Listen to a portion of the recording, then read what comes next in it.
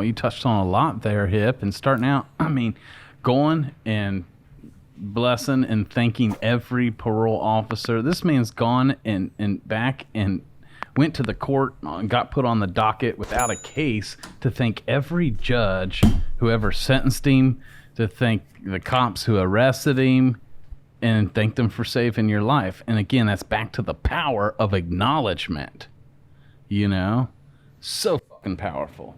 Then when you trickled over into all the people that was in your corner and believed in you before you believed in you, like the unconditional love of your parents, right? Right. So another way we can give people is love, is understanding, and this thing called patience, right? Mm-hmm. When you give someone patience, because it's a tough one. A whole nother level of what about giving to people that don't fucking deserve it?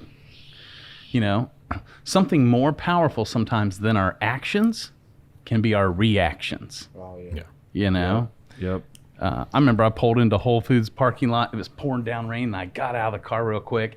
And the first few spots are handicapped, and then the first freed up spot next to the handicap was open. And there was this older woman sitting in a Mercedes Benz on the phone. And when I got up, I think my wrist hit her mirror, right? But she acted like a fucking freight train hit her, It must have jolted her a little, bumped the car. And I didn't realize it, Shut my door, and it's raining. When I came around, she started yelling at me and spitting venom, just like ugly, right? At first, I turned around to try and get my bearing of what was even happening. And she's yelling at me like I just dented in the side of her car. And I had a split second, Instead of me going south with her or getting defensive, I wanted her to feel heard. And I was like, oh my goodness, honey, And so I heard her and went around and was like, let me go and look and check, And of course, I already knew I didn't dent her car. Mm-hmm. But to acknowledge her, I went around and looked and did a full inspection, come back and was like, phew, thank God I did. And I did tell her, I think my wrist hit your, and I'm sorry, blah, blah. Well, she was still real shitty to me, but she started to calm down. The more like meek I was, the more venom she spit at me, I reacted in peace and you let her feel heard and that I'm even checking for her, right? And so she calmed down. Well, I went in the store, and for whatever reason, my inner voice was like, buy that woman some flowers. You know what I'm saying? And I did. And I think I got her a big bouquet of tulips and was looking out the glass and seeing she was still parked there. I didn't want to miss her, but I also knew when we're being instructed like this, I also knew that Source wouldn't tell me to do this and then cause her to drive away, right? But I didn't. Sometimes we don't have a whole lot of time to debate, so I went straight into obey mode.